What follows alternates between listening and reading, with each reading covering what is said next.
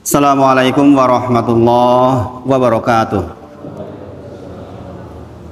Alhamdulillahi haqqa hamdi nahmaduhu wa nasta'inuhu wa nastaghfiruh wa na'udzu billahi min syururi anfusina wa min sayyiati a'malina may yahdihillahu fala mudilla lahu wa may yudlilhu fala hadiyalah. Asyhadu alla ilaha illallah wa asyhadu anna Muhammadan abduhu wa rasuluh. Allahumma sholli ala sayyidina Muhammad wa ala ali sayyidina Muhammad. Subhanaka la ilma lana illa ma 'allamtana innaka antal alimul hakim. Rabbi shrah li sadri wa yassir li amri wahlul 'uqdatam min lisani yafqahu qawli. Amma ba'd. Yang sepindah monggo bersyukur kepada Allah atas semua nikmat yang Allah titipkan kepada kita. Kita sungguh-sungguh mohon kepada Allah sebagaimana biasanya agar seluruh nikmat yang Allah titipkan kepada kita menjadi sarana agar kita semakin bertakwa kepada Allah dan agar kita semakin taat kepada Allah Subhanahu wa taala. Sekiranya takwa itu bisa dinilai dengan angka-angka, kita berharap kalau tadi sebelum maghrib angka takwa kita 7, mudah-mudahan sepasca sholat isya minimal jadi 8. Allahumma amin. Sholawat dan salam sekali lagi kita sampaikan kepada junjungan kita Nabi Agung Muhammad Sallallahu Alaihi Wasallam. Tentu kita memohon kepada Allah agar lisan kita termasuk yang mudah untuk bersolawat kepada Nabi Muhammad Sallallahu Alaihi Wasallam, yang dengan itu insya Allah Allah janjikan untuk kita mendapatkan keberkahan baik di dunia maupun di akhirat kelak insya Allah. Sami sehat Bapak Ibu nggih? Alhamdulillah nggih. Ini di banyak masjid banyak yang batuk-batuk ini. Banyak yang kedinginan. Alhamdulillah, mudah-mudahan di sini sami sehat sedoyo insya Allah. Malam hari ini saya melihat ada apa namanya yang seragam KKN UAD, Masya Allah. Barokallah untuk mas-mas dari UAD. Insya Allah kita melanjutkan kajian kitab Jami, insya Allah. Nanti kita insya Allah sampai hadis ke-6 atau ke-7 dulu. Nanti kemudian kita berangkat lagi ke kitab Usul Salasah lagi insya Allah. Minggu yang lalu insya Allah kita sudah masuk hadis ingkang nomor kalih. Teksi kelingan boten. Teksi kelingan nggih. Hadis nomor kalih nggih menika tentang An Abi Hurairah radhiyallahu anhu qol nggih. Qala Rasulullah sallallahu alaihi wasallam unduru ila man huwa asfala minkum wa la tanduru ila man huwa fawqakum. Fahuwa ajdaru ala tasdaru nikmatallahi alaikum. Nggih. Ini adalah filosofi yang Rasulullah ajarkan kepada kita tentang bagaimana kita melihat dunia. Tata cara kita melihat dunia ada di hadis ini. Lihatlah kepada yang di bawah panjenengan. Wala tanduru, dan jangan lihat yang di atas panjenengan. Ini untuk urusan apa? Urusan dunia. Urusan dunia. Jadi kalau kita punya mobil yang harganya 100 juta, jangan lihat yang punya mobil harga 500 juta, kita jadi susah. Kita punya sepeda yang harganya 3 juta, jangan lihat yang punya sepeda harganya 60 juta, jadi susah. Ini sudah diwasiatkan oleh Rasulullah Muhammad Sallallahu Alaihi Wasallam. Kalau hari ini ada yang rumahnya sempit, lihatlah yang nggak punya rumah. Masih banyak yang harus ngontrak. Kalau hari ini ada yang pegel-pegel badannya, ketahuilah ada yang sekarang di rumah sakit. Yang di rumah sakit juga perbandingannya dengan sebagian sudah nggak bisa bergerak sama sekali. Sebagaimana saya sampaikan ke panjenengan, sering kali saya diundang ke orang tuanya jamaah yang sudah tidak bisa bergerak sama sekali. Sebagian mereka sudah 8 bulan tidak bergerak. Maka kita masih bisa berkumpul seperti ini, sungguh bersyukur. Maka ini filosofi yang agung yang bisa kita terapkan di dalam kehidupan kita sehari-hari. Kemudian minggu lalu juga sudah disampaikan, Allah berfirman di dalam Quran surah Saba ayat 13, gimana wa qalilum min ibadiyas syakur. Kata Allah, sedikit di antara hambaku ingkang bersyukur. Maka kita minta kepada Allah, ya Allah, kula nyuwun teng panjenengan, ya Hayyu ya Qayyum, supados kula tumut tiang ingkang sekedhik niku. Nggih. Dan Rasulullah banyak redaksi minta kepada Allah untuk menjadi orang yang sedikit. Salah satunya niki, nggih. Di dalam Quran surah Saba ayat ke-13. Gusti Allah ngendika, sabda pangandika nggih menika wa qalilum min ibadiyasy syakur. Sungguh di antara hambaku ingkang saged bersyukur niku sithik Bapak Ibu sedaya nggih. Kalau jenengan melihat kehidupan di luar, nggih, ada orang yang kekayaannya melimpah ruah tapi ya tidak bersyukur sehingga tidak bahagia, nggih. Kemudian Rasulullah juga ingatkan dua nikmat yang selalu sering jarang kita syukuri nggih menika as-sihhatu wal faragh. Nikmatani maghbunun fihi makatsirun minan nas. Dua nikmat yang selalu saja menipu manusia nggih menika sehat dan waktu luang. Ini yang muda-muda terutama nih, sehat nggih. Masya Allah. Andai yang kuliah ini waktunya efektif, Masya Allah. Insya Allah masa depannya lebih cerah. Saya jadi ingat ketika saya seumur jenengan nggih. Berapa tahun yang lalu? 25 tahun yang lalu. Saya kuliah itu udah 25 tahun yang lalu nggih. Masya Allah, waktu-waktu itu sebenarnya kalau saya tarik lagi ke sana, eman-eman banget kalau sambil kuliah kok nggak sambil belajar agama, nggak sambil ngapal Quran, itu eman-eman banget. Dulu Mas di Teknik Kimia UGM itu banyak yang menjadi penghafal, okay. Banyak yang menjadi penghafal Quran, padahal jurusannya bukan jurusan agama. Okay. Dan hari ini banyak dari kampus Teknik UGM itu muncul ustadz-ustadz besar, okay. Kalau jenengan perhatikan ada Ustadz Aminur Ba itu dari Teknik UGM juga. Kemudian Ustadz Firanda juga dari Teknik Kimia UGM. Ustadz Abdul Twasikal Teknik Kimia UGM. Banyak diantara yang umum, tetapi karena semangatnya mencari ilmu, Masya Allah, okay, bermanfaat sampai hari ini. Okay. Apalagi jenengan yang di UAD yang insya Allah universitas yang terkait dengan agami. Meskipun mungkin bisa jadi jurusannya bukan jurusan agama, tapi insya Allah bisa menjadi motivasi tersendiri insya Allah. Termasuk saya, okay. Saya juga dulu teknik. Okay.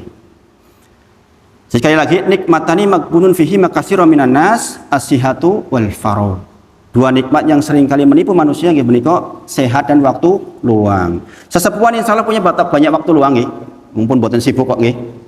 Maka hati-hatilah dengan peringatan Nabi Muhammad sallallahu alaihi wasallam. Nah, Bapak Ibu sedaya, minggu lalu juga sampun disampaikan bahwa ketika kita berambisi dengan dunia niku mboten enten polipun. Buatan polipun.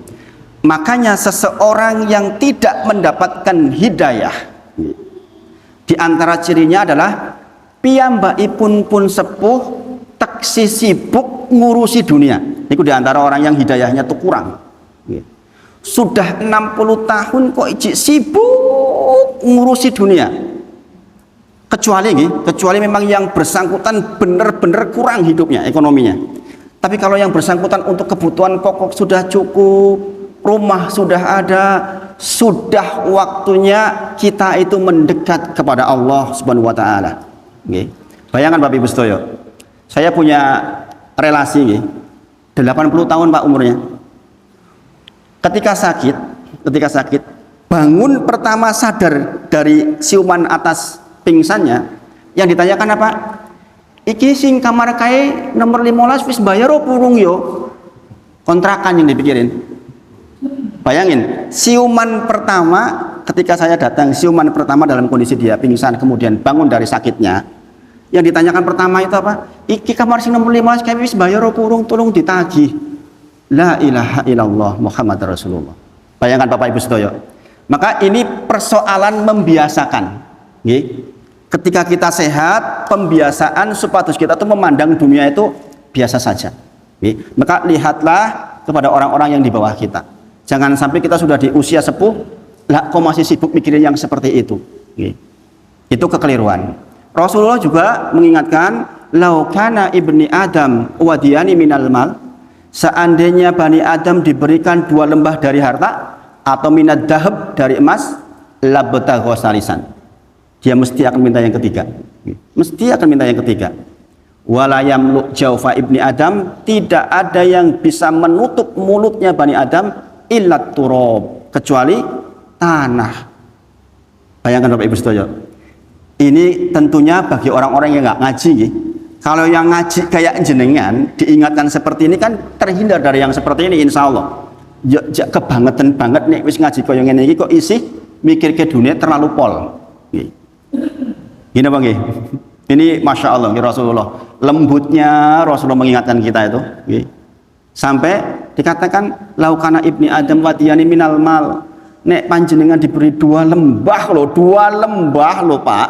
Boten 2 karung, 2 lembah mal, 2 lembah minad dahab, 2 lembah emas, labtahu salisan, kata Rasulullah. Ingat nggih, kita mengucapkan asyhadu alla ilaha illallah wa asyhadu anna Muhammadan abduhu wa rasuluh.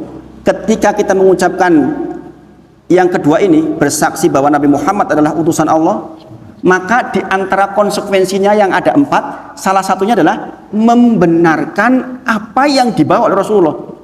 Jadi kalau Rasul menyampaikan, loh Bani Adam, nek sampean diparingi 2 lembah emas, jenengan akan minta yang ketiga, kita tuh terima. Oh begitu ya, kenyataannya begitu Bapak Ibu sedaya. Bagi kita yang belum punya mungkin akan mengatakan ora. Nek aku ketoke ya wis puas nek rong tempat okeh mendatanya. Enggak Bapak Ibu sedaya. Kita akan minta yang ketiga. Hanya orang-orang yang diberi hidayah oleh Allah yang akan tunduk. Sebagai gambaran tadi, wis 80 tahun bangun dari pingsan, yang dikatakan tanyakan kontrakan kasih nomor 15 wis bayar apa urung. La ilaha illallah. Makanya alhamdulillah kita dikasih kesempatan ngaji seperti ini, mudah-mudahan disadarkan hati kita, ditenteramkan hati kita agar qanaah.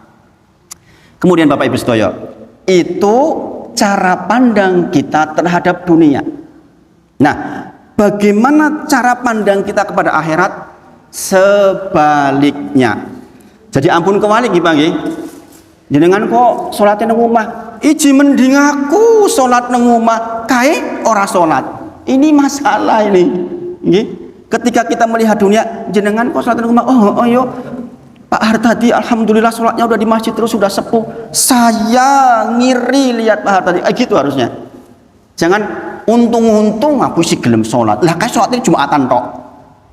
Nah, ini masalah gitu. Makanya Bapak Ibu sedaya gitu. Monggo Pak.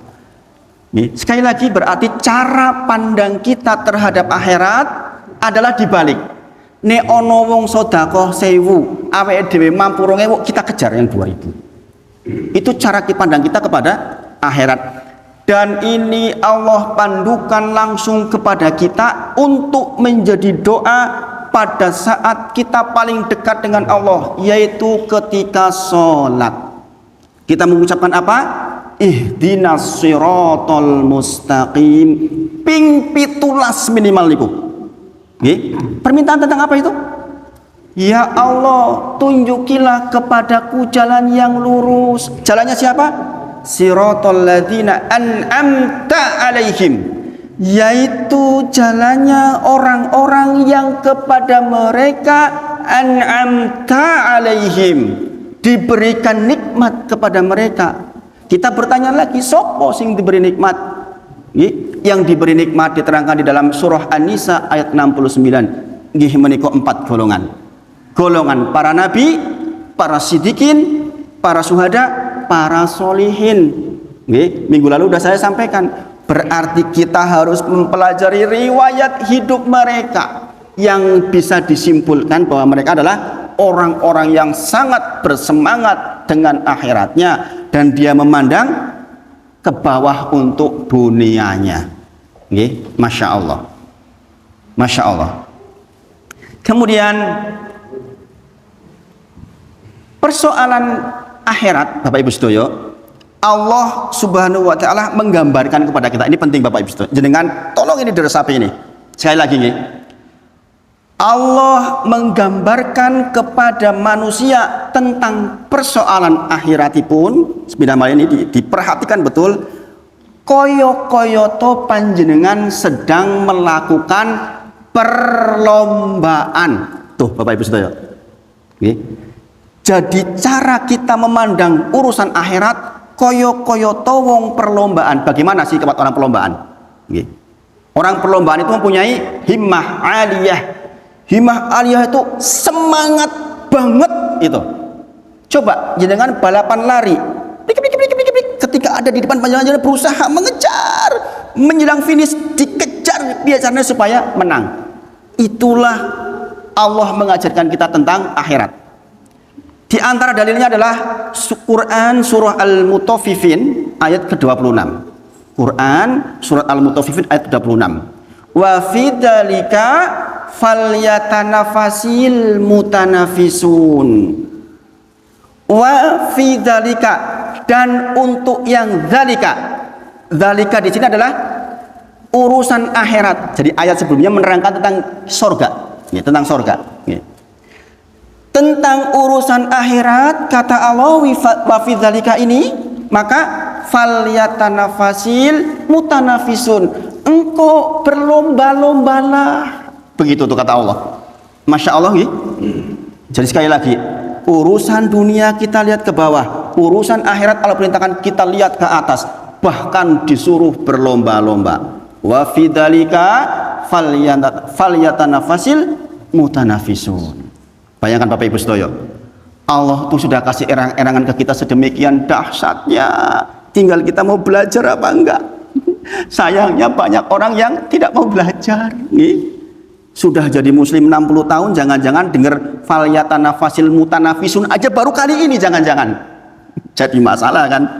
Makanya Bapak Ibu Sedoyo, Masya Allah, ini kalimat pendek tapi ya Allah maknanya besar. Di antara implementasinya itu tadi, lah kok kowe salat nang omah, alah isi mendingan aku isi salat nang omah daripada kan orang salat. Itu keliru di sini nih, enggak sesuai dengan ayat ini. Ayat ini mengatakan kalau diterjemah bebas, nek ono wong salat nang masjid rajin, saya harus lebih rajin. Kira-kira begitu. Itulah perlombaan. Masya Allah. Nek wong sedekahe sak yuto aku rong yuto, kira-kira gitulah. Nggih. Jadi dia optimum, nggih, memaksimalkan potensi yang dia punyai. Masya Allah. Kemudian Allah juga berfirman di dalam Quran surat Al-Baqarah ayat ke-148 ketika menceritakan tentang ahli kitab. Kemudian ada kalimat fastabiqul khairat. Jangan pernah dengar toh fastabiqul khairat, itu kalimat di dalam Al-Quran, itu di dalam Quran surah Al-Baqarah ayat ke-148. Alladzina atainahumul kitaba ya'rifunahu kama ya'rifuna abna'ahum wa inna fariqam minhum la yaktumunal haqqa wa hum ya'lamun.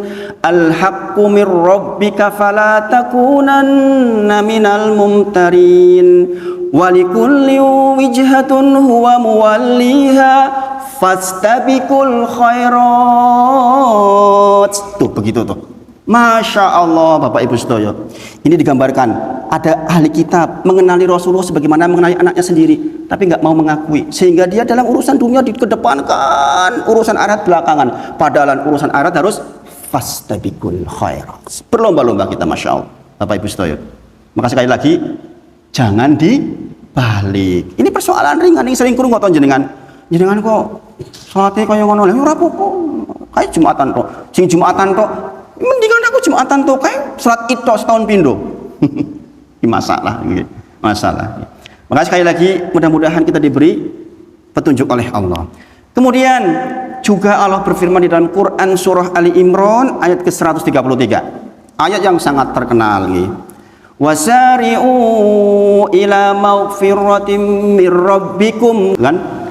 Kita disuruh wasari'u, bersegera, cepet-cepet untuk mendatangi maghfirahnya Allah, ampunannya Allah. Kemudian yang demikian itu akan mengantarkan kepada surga yang luasnya seluas langit dan bumi. Tuh, Masya Allah. Ini siapa yang berfirman? Allah Subhanahu wa ta'ala, yang kita bersaksi atasnya, asyhadu alla ilaha illallah wa asyhadu anna Muhammadar Rasulullah. Abu Lahab, Abu Jahal tuh nggak mau ngomong itu, Pak, nggak mau ngomong asyhadu alla ilaha illallah karena ngerti, bukan karena nggak ngerti. Sebab kalau mengucapkan asyhadu alla ilaha illallah wa asyhadu anna Muhammad, berarti saya harus tunduk patuh kepada Allah, saya harus tunduk patuh kepada Muhammad yang dia anggap. Kenapa saya harus patuh sama dia? Jadi dia tuh gak mau beriman karena ngerti. Kita kebanyakan Islamnya warisan, mendapatkan asyhadu alla ilaha illallah karena memang orang tua kita begitu. Ini ditakoni, adakah konsekuensinya? Kadang kita jadi muslim udah 50 tahun gak ngerti. Di kitab usul salasa kita belajar itu nanti tentang apa sih konsekuensi asyhadu alla ilaha illallah. Nek kita kondo niku berarti ada 5 bagian yang harus kita tetepi. Mengatakan Muhammad dan Rasulullah berarti kita harus menetapi 4 bagian. Di antaranya membenarkan nopo ingkang dibekto. Bayangin Bapak Ibu sedaya, tidak dikatakan seseorang syahadatnya betul ketika belum memenuhi syarat-syarat itu. Makanya ada istilah kita pulang nanti ke akhirat dapat miftahul jannah dengan la ilaha illallah, yaitu yang la ilaha illallah berkualitas. Nah demikianlah Bapak Ibu sedaya, Rasulullah mengajarkan kepada kita bagaimana melihat dunia dan bagaimana melihat akhirat. Kita persoalan dunia sekali lagi harus qanaah. Qanaah. Kita selalu mengucapkan alhamdulillah saya masih diberi kendaraan walaupun mungkin butut. Alhamdulillah saya dikasih tempat tinggal. Sebagian orang harus ngontrak. Alhamdulillah saya masih ngontrak. Sebagian terlunta-lunta di pinggir jalan. Maka kita harus selalu bersyukur. Kemudian sekali lagi persoalan akhirat kita mintakan kepada Allah. Bapak Ibu sedaya, persoalan minta kepada Allah kita tahu nggih, kita menyebutkan nama-nama Allah terbaik. Ya Allah, Ya Rabb, Ya Rahman, Ya Hayyu, Ya Qayyum. Kemudian kita minta di antara yang disuruh kita minta oleh Rasulullah kepada Allah. Kata Rasulullah, faida sa'altumullah, menawi panjenengan nyuwun kepada Allah, kata Rasulullah, fas'aluhul firdaus, kata Rasulullah, nyuwun surga firdaus, karena itu surga yang paling tinggi dan paling baik. Kata Rasulullah, fa innahu ausatul jannah wa a'lal jannah. Jadi kita masalah akhirat itu enggak begini, Pak. Ya Allah, aku mlebu surga ora apa-apa, sing ngisor dhewek, pinggir-pinggir ora apa-apa, ya Allah, enggak begitu. Nggih. Kata Rasulullah, mintalah surga firdaus. Jikalau panjenengan minta surga, maka mintalah firdaus. Karena dialah surga yang paling tinggi dan yang paling baik. Itu urusan akhirat. Nah, Bapak Ibu sedaya, inilah pembahasan tentang hadis nomor 2. Maka kita mengambil banyak faedah insya Allah. Kita masuk hadis ingkang nomor 3. Hadis ini sudah pernah saya sampaikan ketika Jumatan, tapi ibu-ibu insya Allah belum pernah mendengar tentang hakikat kebaikan dan dosa. Wa anin Nawas radhiyallahu anhu qol sa'altu Rasulullah sallallahu alaihi wasallam anil bir wal ism. Dari sahabat Nawas bin Sam'an radhiyallahu anhu, saya bertanya kepada Rasulullah Muhammad sallallahu alaihi wasallam anil bir wal ism, tentang apa itu kebaikan, apa itu dosa. Faqala Rasulullah sallallahu alaihi wasallam, kemudian Rasulullah ngendika, al birru husnul khuluq, kebajikan nggih menika akhlak ingkang mulia. Wal ism, adapun dosa, kata Rasulullah, mahaka fi sodrik wa karihta ayatu'a alaihin nas. Adapun dosa, kata Rasulullah, nggih menika nopo-nopo ingkang membuat hati kita mboten tentrem alias gelisah. Kalau jenengan melakukan, entah melihat, entah memegang, entah bertindak, kok jenengan mboten tentrem atine, itulah ciri dosa, kata Rasulullah. Nggih. Wa karihta ayatu alinas, dan kalau jenengan melakukan itu, jenengan pengennya orang lain nggak tahu. Contoh misalnya orang jupuk gone wong lak jenengan nggih mboten tentrem, kinapa nggih? Mboten tentrem. Dan jenengan ingin orang lain tuh nggak ngerti kalau saya ngambil, kinapa nggih? Itu dosa, kata Rasulullah. Nah, Bapak Ibu sedaya, tentang hadis ini para ulama menyebutkan hadis ini hanya berlaku untuk orang yang fitrahnya masih benar, belum rusak.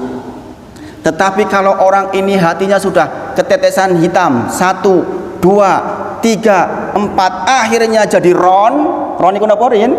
Ron adalah hati kita yang sudah hitam, nggak berlaku hadis ini. Kenapa? Karena orang yang sudah hatinya hitam, orang nganggo klambi ning dalan ora isin, Bapak Ibu sedaya. Nggih, nggak berlaku.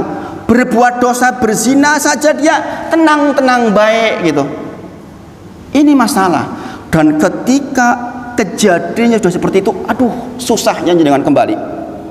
Ketika dalam kondisi sudah ngeron seperti itu, untuk kembali lagi dapat daya, susahnya pol.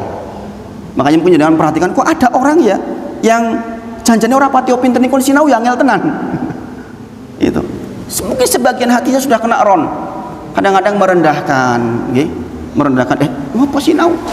Sudah tahu saya semua tentang itu. La ilaha illallah. Jenengan duduk seperti ini enggak mudeng, sudah dapat insyaallah jihad fisabilillah. Belumlah mikiran jenengan paham dengan yang saya sampaikan, jenengan sudah dapat pahala besar. 4 hal yang kita sudah pelajari ini, masya Allah. Nah, dikatakan albir husnul khuluq, kebajikan adalah akhlak ingkang mulia. Bapak Ibu sedaya, tentu saja kebaikan mboten namung akhlak mulia, tetapi Rasulullah ingin menekankan bahwa akhlak mulia itu intinya kebaikan. Kados ton jenengan pernah mireng al-haju arafah.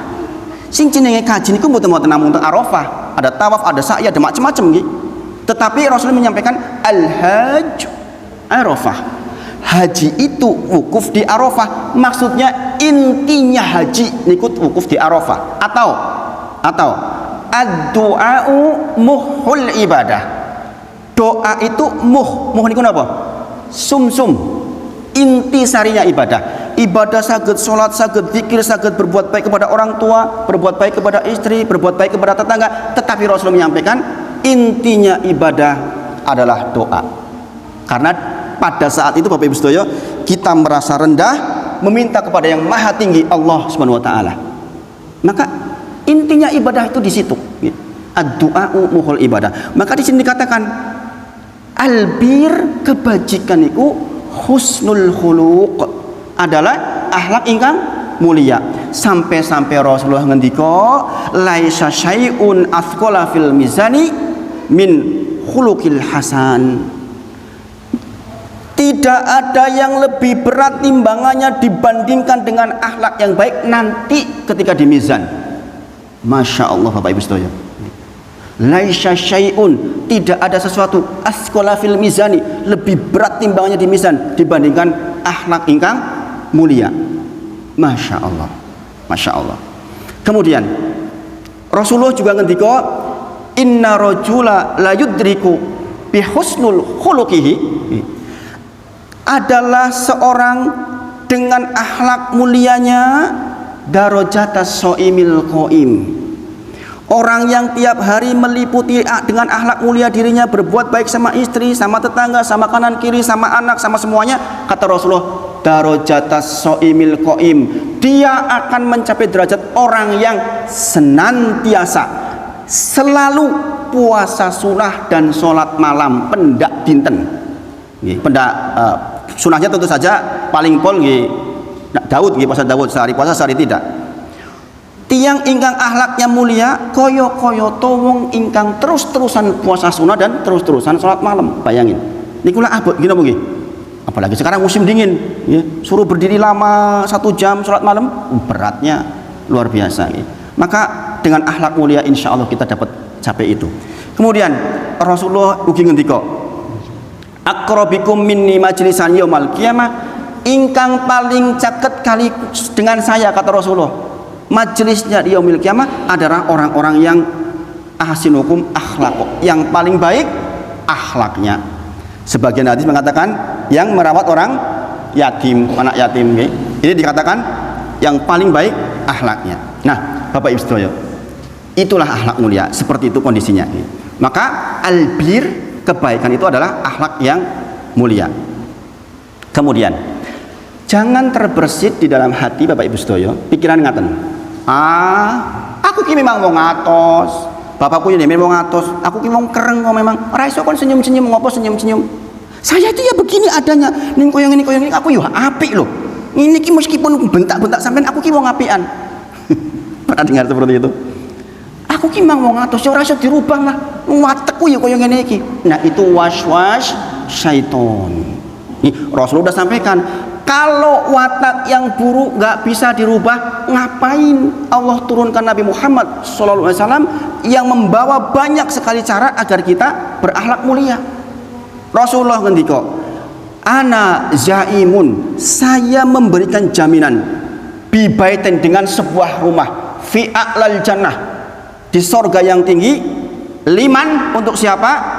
Hasanal khuluquhu, tiang ingkang memperbaiki akhlaknya. Hasanal khuluquhu berarti sing maune ora senyuman dadi senyuman, sing maune kereng dadi halus. Maka kata Rasulullah, dia dijaminkan oleh Allah, oleh Rasulullah, mendapatkan satu rumah fi a'lal jannah, di jannah yang tinggi. Masya Allah. Rasulullah ugi ngendika, man yatasobar yusabbirhullah, sing sinten kemawon niat bersabar, kata Rasulullah, Allah akan kasih sabar. Sing sinten kemawon niat maune atos dadi ora atos, insya Allah akan diberi. Jangan malah saya bangga dengan seperti ini, saya memangnya orangnya begini kok, wajahku memang yo kereng begini. Ini masalah waswas syaiton. Kemudian ini dikatakan para ulama, wa fi dalilun ala an khuluqa qad yahsulu bitakhaluq wa taqalluq. Inilah dalil, nih dalil yang tadi disebutkan, man yatasobar yusabbirullah. Ini dalil bahwa akhlak yang serusak apapun masih bisa diperbaiki dengan semangat dan perjuangan yang tinggi. Itu nggih Bapak Ibu nggih. Jadi jangan sampai mengatakan ora iso aku. Memang begini saya mulai aku istu tak gowo ngurek, tak gowo mati iki sifatku. Wah, ini masalah. Bahasa Cilacap tuh gitu. Watek digowo ngurek katanya. Itu keliru itu. Keliru. Kemudian terakhir Bapak Ibu sedaya, Islam itu punya rukun Islam. Wonten pinten? Gangsal. Iman punya rukun. Pinten iman, rukun iman? 6. Nggih. Kalau kita mengatakan sholat ora wajib kok, sholat ki ora wajib, batal enggak Islam kita? Batal mboten? Batal. Kenapa? Karena rukun Islam salah satunya adalah sholat. Kok kita mengatakan sholat ora wajib, sholat kuwi dudu perintah Gusti Allah, maka batal. Paham sampai di sini nggih? Kemudian jenengan mengatakan ra ono kok sing jenenge akhirat ki ora ono, hidup setelah kematian ki ora ono, batal mboten imannya? Batal. Karena rukun iman diantaranya adalah percaya adanya hari akhir. Apa maksud saya?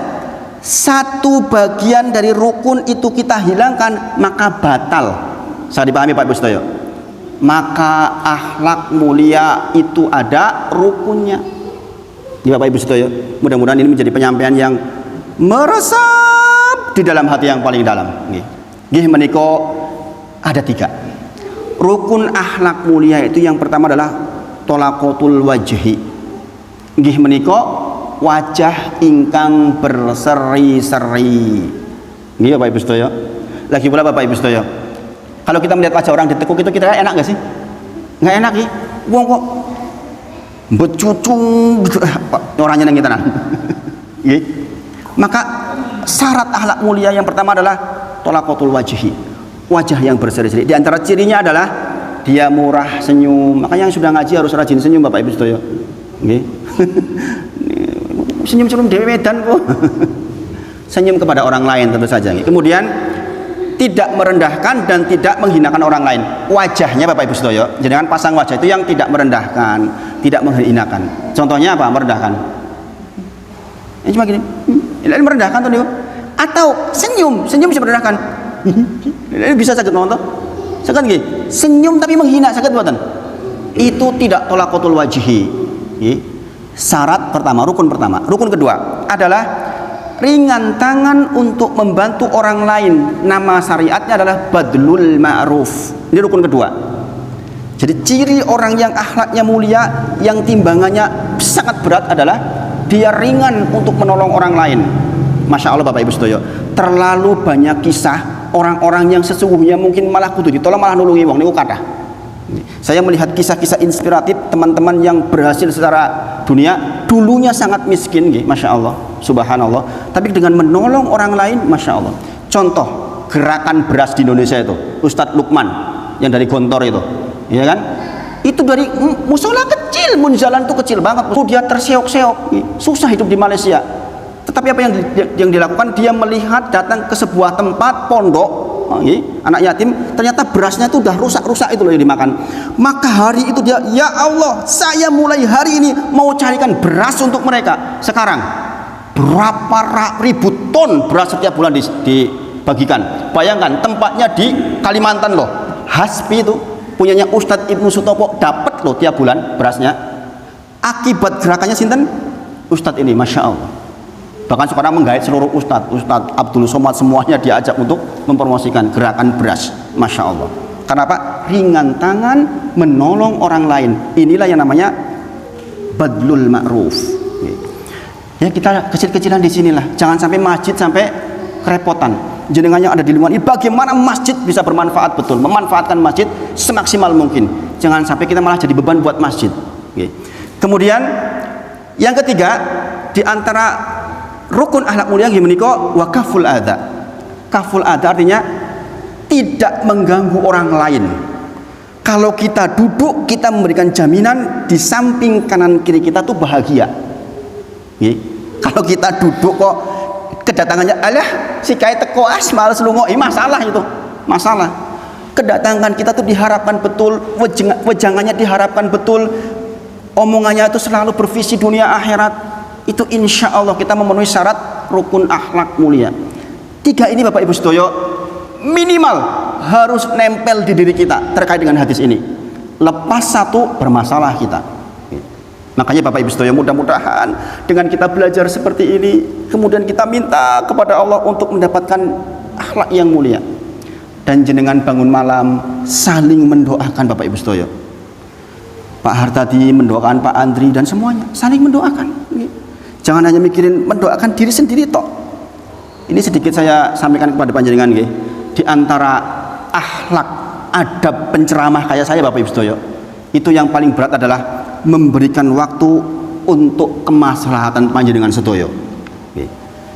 Ini saya ceritakan mudah-mudahan tidak mengurangi pengabulan dari Allah, bahwa setiap dai yang insya Allah lurus itu pasti ada waktu di mana hari-harinya mendoakan seluruh jamaah.